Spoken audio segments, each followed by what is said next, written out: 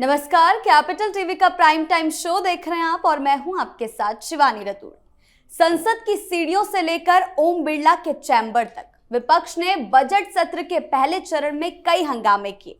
प्रधानमंत्री के ऊपर हमले की साजिश हो, नरवणे की किताब को लेकर बवाल करना हो, इंडिया यूएस ट्रेड डील पर सवाल उठाना या फिर अविश्वास प्रस्ताव लाना, कांग्रेस ने सदन के अंदर और बाहर ड्रामा करने में कोई कसर नहीं छोड़ी, जिसके बाद बीजेपी अब उनके खिलाफ एक्शन लेने के लिए एक्टिव हो गई है। पहले प्रिविलेज मोशन की बात की जा रही थी, लेकिन अब सब्सटेंटिव मोशन का नोटिस लाया गया और किरण रिजिजू के बयान ने इस मोशन को लेकर जो उन्होंने बयान दिया, उसके बाद इतना तो तय माना जा रहा है कि कांग्रेस अब बचने वाली नहीं है और विपक्ष की परेशानी जल्द ही और भी ज्यादा सिर चढ़कर बोलने वाली है। इसी पर चर्चा करने के लिए मेरे साथ स्टूडियो में मौजूद हैं कैपिटल टीवी के editor in chief doctor Manish Kumar. Sir, बहुत बहुत स्वागत है आपका। धन्यवाद। सर, राहुल गांधी हर तरफ से घिर चुके हैं और अब ये सब्सटेंटिव मोशन। देखिए, राहुल गांधी पे मैं आऊंगा, लेकिन आज का दिन ऐतिहासिक है। तस्वीरें देखिए किस तरीके की आ रही है कि प्रधानमंत्री मोदी ने अपना कार्यालय बदल लिया है, सेवा तीर्थ नाम रखा। पहले क्या होता था, इंदिरा गांधी ने पीएमओ को बनाया था, प्राइम मिनिस्टर्स ऑफिस जी। वो क्या था, मोस्ट पावरफुल पावर सेंटर, वहीं से पूरे देश का जो है नियंत्रण, ये पीएमओ का कॉन्सेप्ट था। प्रधानमंत्री मोदी ने क्या किया, इसका नाम रख दिया है सेवा तीर्थ, और एक के बाद एक योजनाओं को आज उन्होंने हरी झंडी दी। जनता की सेवा का सबसे बड़ा केंद्र जो है वो प्रधानमंत्री का कार्यालय हो गया। और जिस तरह की बिल्डिंग बनी है, पहले क्या था, वही पुराना संसद, north block, south block, Rashtrapati Bhavan, बीच में विजय चौक है। लोग जाते थे, लोग देखते थे कि भाई अंग्रेजों ने कितना बड़ा काम कर दिया, हम कुछ नहीं कर पाए।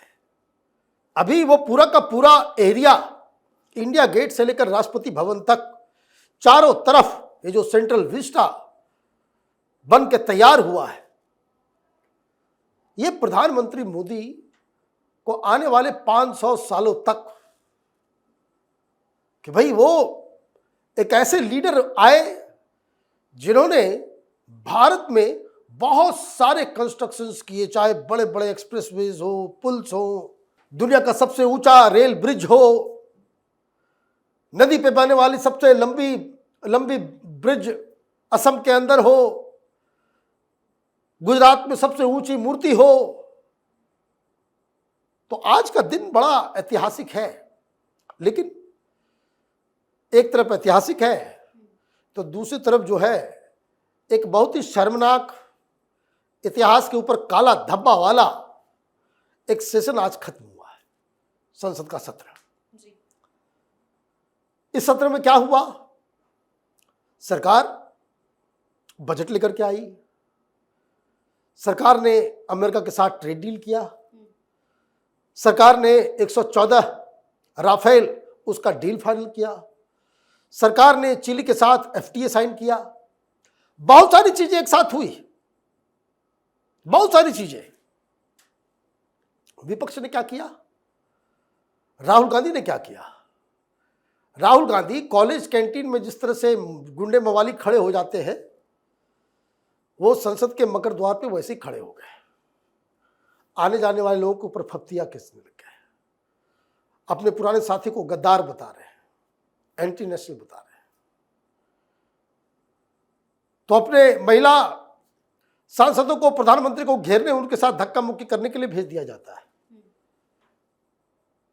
आप एक अनपब्लिश्ड वर्क, जनरल नरवणे की किताब को लेकर के आपने इतना बवाल मचाया कि आपने संसद को चलने नहीं दिया।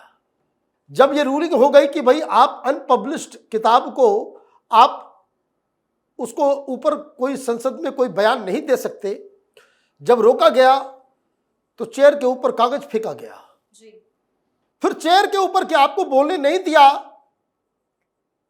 यह स्पीकर की हिमाकत कि गांधी परिवार के चिराग को बोलने से मना कर दिया गया, इसके पीछे अविश्वास प्रस्ताव लाओ, इसको बाहर करो।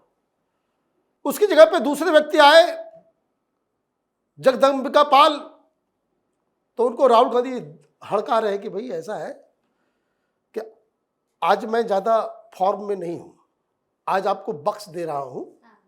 वही इंटेंट था उनका कि आप हमारी पार्टी में थे पहले, इसलिए आज छोड़ दे रहा हूं। और बीच में वो धमकी दे रहे कि do you want me to create ruckus, गुंडे वाली भाषा, दादागिरी करने वाली भाषा। फिर अपने सांसदों को आपने भेज दिया बिरला साहब के चेंबर में, वहां पे गाली गलौज, ये सारी चीजें। फिर आपने प्रहलाद जोशी साहब को हाथ पकड़ के खींच रहे कि मीडिया में एक साथ बातचीत करेंगे। एक तो सभ्यता यही कह रहा है कि भाई कि प्रहलाद जोशी जी वहां पे मीडिया से बातचीत कर रहे हैं, आपको दूर रहना चाहिए। उनकी बातें खत्म हो गई होती तब आप आते। उनका बयान चल रहा है, आप बीच में घुसे, बोले आ जाओ आ जाओ। तो ये तो सड़क छाप वाली बॉडी लैंग्वेज और बर्ताव है। तो सरकार ने कहा कि भाई इसका तो हिसाब किताब करना पड़ेगा। तो पहले प्रिविलेज मोशन लाने के लिए बात हुई जी। तो फिर सरकार ने कहा कि भाई प्रिविलेज मोशन नहीं लाएंगे। सारे लोग चालू हो गए, सरकार डरपोक है, तो ये है तो वो है। बाद में क्या मालूम चला कि कुछ टेक्निकल ग्लिच है उसमें।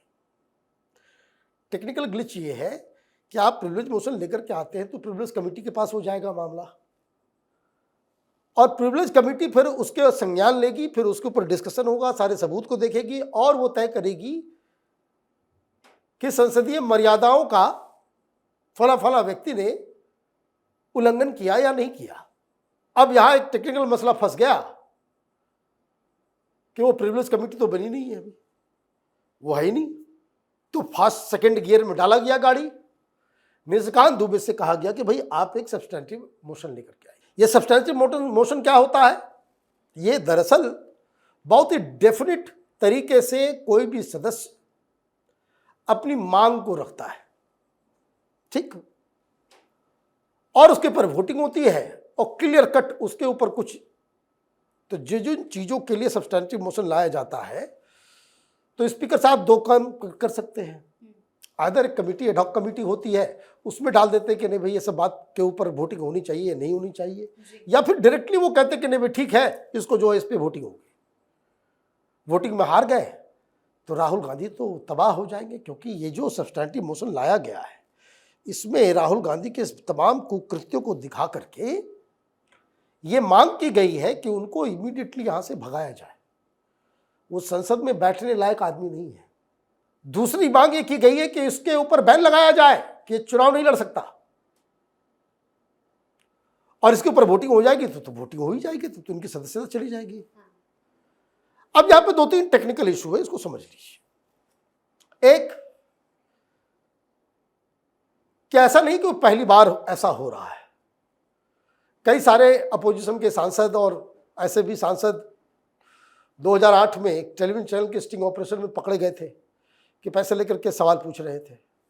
तो 10 लोगों को एक साथ ऐसे ही सब्सटेंटिव मोशन के को पेश करके तुरंत जस्टिस बाहर। उसी तरह से बीजेपी के एक सांसद थे, है ना, उन्होंने अपनी पत्नी और अपनी बेटी के पासपोर्ट के ऊपर किसी और आदमी को ले जाने की कोशिश की, पकड़े गए। तो ये बर्ताव जो है ये माना गया कि भाई ये जो है ये प्रिविलेज का जो है मसला बनता है, तो इसके खिलाफ भी सब्सटेंटिव मोशन लाया गया, उनको खटाक से बाहर किया गया। अब ये भी लाया जा रहा है। तो सरकार ने अपना इंटेंशन जो है वो क्लियर कर दिया बहुत कायदे से कि राहुल गांधी को इस बार तो नहीं छोड़ना है, और अगर आप छोड़ेंगे तो बस तो कल एक ही चीज बचा हुआ है कि गाली, मार पीट, जूता चप्पल, यही चलेगा संसद के अंदर में। This is what he wants.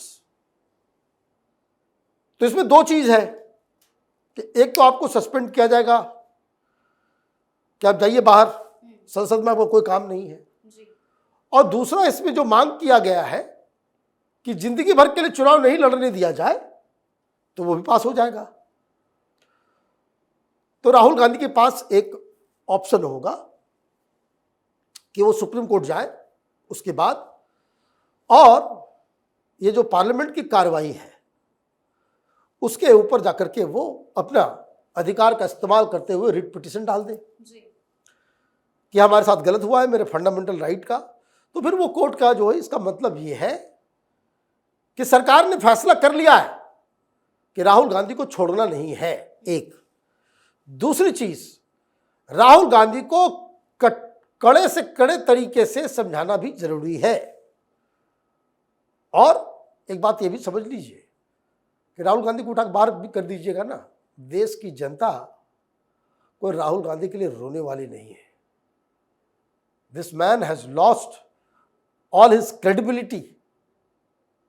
तमाम लोगों की नजरों में ये एक नॉन सीरियस, अपरिपक्व लीडर है जिसके रहने ना रहने से कोई फर्क नहीं पड़ेगा। जी, बहुत बहुत धन्यवाद आपका इन तमाम जानकारियों के लिए। धन्यवाद। विपक्ष की रणनीति केवल हंगामे तक सिमट कर रह गई है, जिसके कारण उनकी राजनीतिक मुश्किलें खत्म होने की जगह हर दिन बढ़ती जा रही है।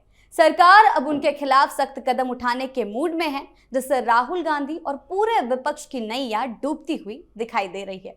तो फिलहाल इस खास शो में इतना ही। आपकी इस बारे में क्या राय है, हमें अपने कमेंट सेक्शन में जरूर बताएं। वीडियो को लाइक करें, शेयर करें और चैनल को सब्सक्राइब करना ना भूलें। धन्यवाद।